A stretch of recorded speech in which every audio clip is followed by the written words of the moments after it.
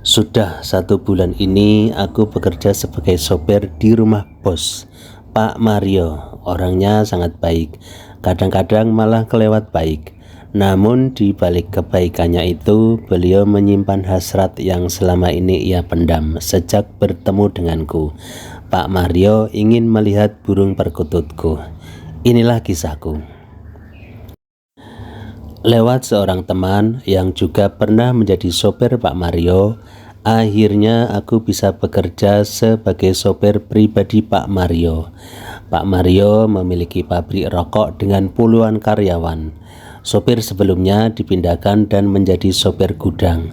Jadi aku beruntung bisa menjadi sopir pribadi Pak Mario. Pekerjaanku ya mengantar Pak Mario kemanapun beliau akan pergi, bahkan sampai keluar kota. Kesan di hari pertama menjadi sopir Pak Mario. Beliau ramah, baik dan selalu tersenyum. Hari itu Senin, aku harus mengantar beliau ke Semarang untuk bertemu dengan rekan kerjanya. Beliau duduk di sampingku dan mulai bertanya hal-hal kecil tentang diriku. "Sudah menikah, Jo?"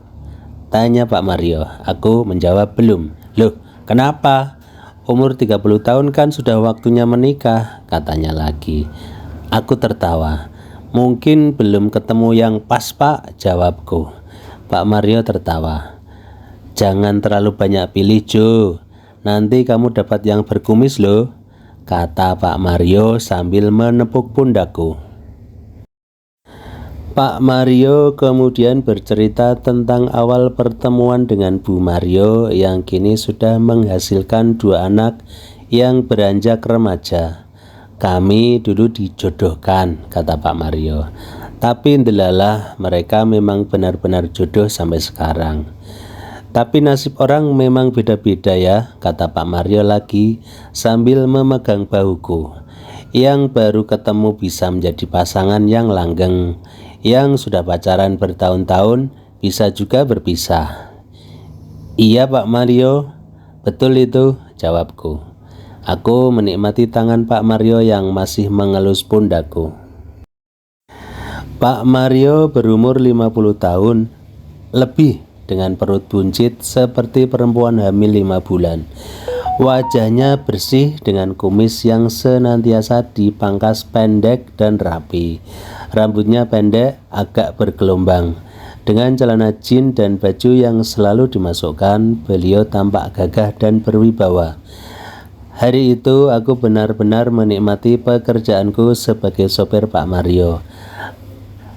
Kami semakin akrab setelah makan siang bersama di warung makan Padang. Menjelang sore, aku sudah membawa Pak Mario kembali ke rumah. Ia mengatakan sangat berterima kasih sekali telah menemaninya selama seharian. Lagi-lagi Pak Mario memegang pundakku. Di hari kedua saat aku menemuinya di kantor, Pak Mario tak lagi memegang pundakku tapi langsung memelukku sambil berkata, "Wangi sekali kau." Aku tersenyum. "Bapak juga wangi parfum yang mahal," jawabku. "Kamu suka?" Aku mengangguk. "Nanti saya belikan ya." Aku hanya tertawa, hanya menganggap itu candaan saja.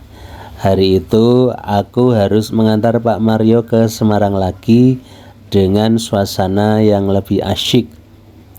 Dan di sepanjang perjalanan, tangan Pak Mario hampir tak pernah lepas dari dengkulku loh guys. Jemarinya benar-benar nakal.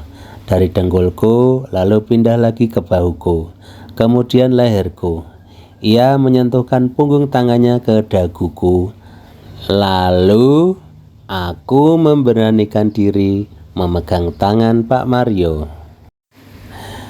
Dari situ akhirnya Pak Mario mulai merencanakan perjalanan keluar kota denganku sebagai sopirnya dan sekaligus sebagai teman bobok di hotel. Sudah kebayangkan apa jadinya jika aku dan Pak Mario berada di luar kota, di dalam sebuah ruangan ber-AC dengan kamar mandi air hangat di dalamnya. Ketika lapar, kita tinggal pesan makanan lewat telepon dan tidak perlu waktu lama, pesanan kita itu akan bisa kita nikmati bersama. Aku sudah membayangkannya.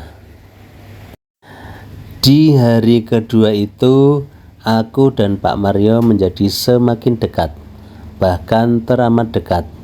Ketika aku sedang fokus pada jalan yang lumayan ramai, tangan Pak Mario mulai beraksi, bergerak ke sana dan kemari tidak karuan. Aku hanya diam, tapi kadang-kadang juga mengeluarkan suara seperti orang yang kepedasan karena makan lombok setan. Ketika semuanya terasa enak, tiba-tiba sebuah tangan yang kasar menampar wajahku. "Bangun anak malas," itu suara ayahku. Rupanya aku bermimpi tentang Pak Mario. Sudah 2 kali ini aku memimpikan Pak Mario, tetangga sebelah rumahku yang baru saja pindah dari Jakarta 2 bulan yang lalu. Pak Mario bekerja sebagai vendor hotel yang akan berdiri megah di kotaku. Pembangunan hotel itu sendiri katanya memakan waktu 1 tahun. Jadi, aku punya banyak waktu untuk mendekati Pak Mario. Siapa tahu mimpiku menjadi kenyataan. Siapa tahu tiba-tiba beliau ngajak aku beli nasi goreng malam-malam. Siapa tahu ia butuh teman untuk jalan-jalan. Siapa tahu tiba-tiba Pak Mario sakit dan akulah satu-satunya orang yang bisa dimintai tolong. Siapa tahu kan? Biasanya Pak Mario berangkat dari rumah dengan mobil putihnya jam 8 pagi dan baru kembali setelah jam 4 sore. Kadang-kadang sampai jam 5. Dan biasanya ada sebuah daun jendela yang lupa ia tutup dari dalam. Siang itu aku menyempatkan diri untuk pulang ke rumah. Tujuanku masuk ke rumah Pak Mario lewat jendela yang terbuka itu. Jendela itu mepet rumahku dan jika siang begini, rumahku juga sepi. Ayah dan ibuku jualan sembako di pasar dan akan kembali menjelang maghrib. Maka dengan mudah aku masuk lewat jendela, kemudian berjalan pelan memeriksa setiap barang milik Pak Mario yang baru saja dipakai. Di atas meja, di ruang tengah, puntung-puntung rokok berserakan di dalam asbak dari kayu jati. Televisi di sudut ruangan tidak menyala, tertutup taplak warna kuning. Ada pemandangan yang langsung menyita perhatianku. Celana kolor tipis warna putih tersambir di atas kursi. Aku mengambilnya dan mendekatkan ke wajahku. Kuhirup dalam-dalam aroma dari Pak Mario yang masih tertinggal di situ. Setelah puas, aku melangkah pelan menuju kamar milik Pak Mario.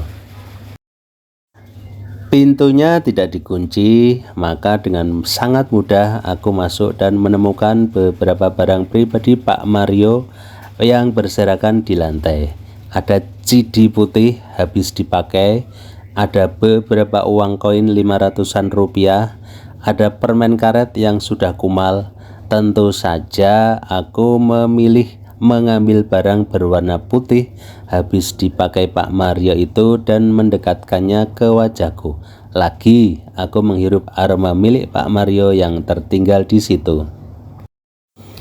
Tidak puas dengan menghirup pakaian yang berwarna putih habis pakai tersebut, aku memasukkannya ke kantong celanaku. "Maafkan aku Pak Mario, aku meminjam barang milikmu. Nanti kalau sudah bosan akan ku kembalikan," kataku dalam hati.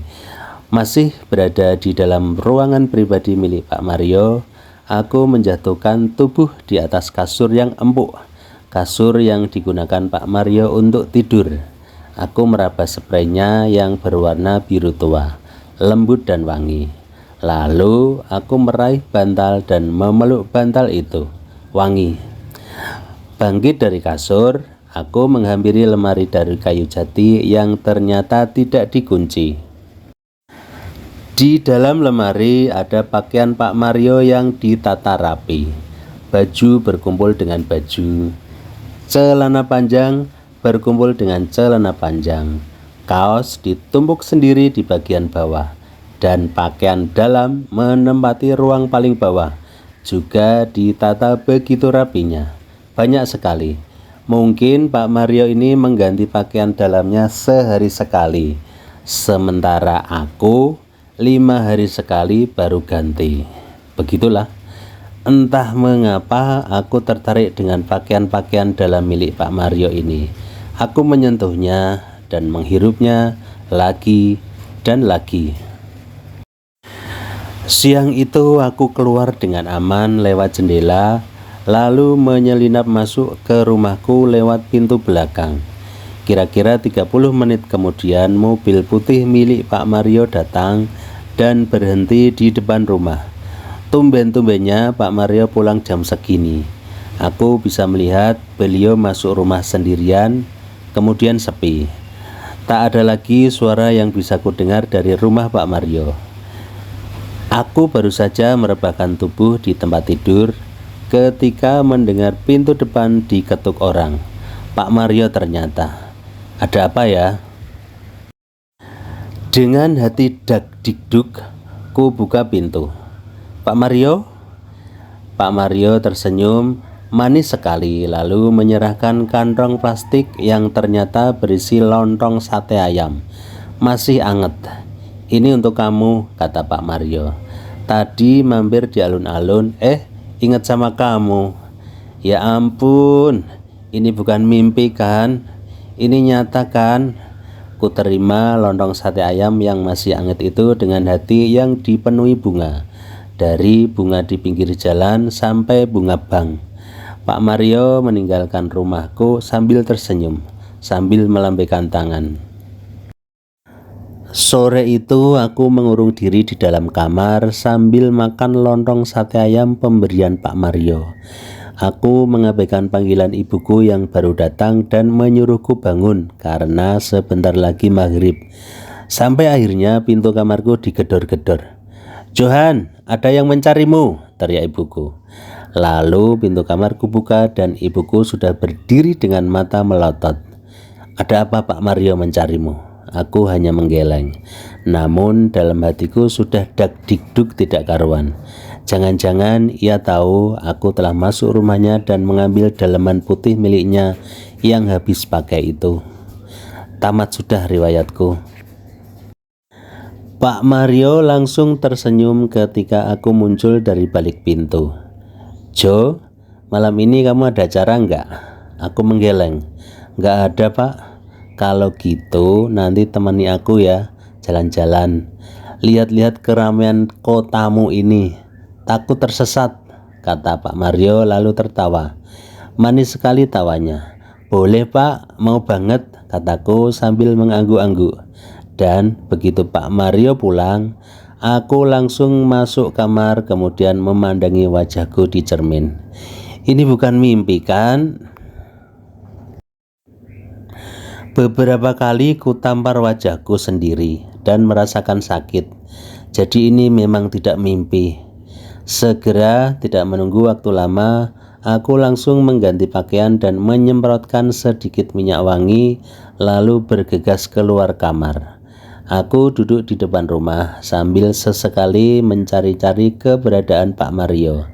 Dan yang aku tunggu akhirnya muncul. Pak Mario tampak gagah dengan celana jeans dan kaos berlengan panjang berwarna kuning. "Sudah siap?" beliau bertanya. Aku tersenyum dan mengangguk. Aku naik mobil putih, di sampingku ada Pak Mario. Wangi sekali parfumnya. Ia memegang lenganku. "Lenganmu besar sekali Jo," katanya. "Iya Mas, Pak, kadang-kadang saya olahraga," kataku berbohong, padahal tidak pernah berolahraga. "Tapi perutnya kok besar," kata Pak Mario. Tangannya berpindah ke perutku. Aku hanya tersenyum. Lalu beliau memandang yang lain. "Dan es krim kamu tampaknya enak. Aku boleh mencicipinya enggak?" "Boleh Pak." Aku diam. Ketika semuanya terasa enak, Tiba-tiba aku mendengar suara pintu yang digedor-gedor dan aku terbangun. Ya Tuhan, aku mimpi lagi. Ibuku menggedor-gedor pintu kamarku karena sudah maghrib dan aku tertidur sejak sore tadi.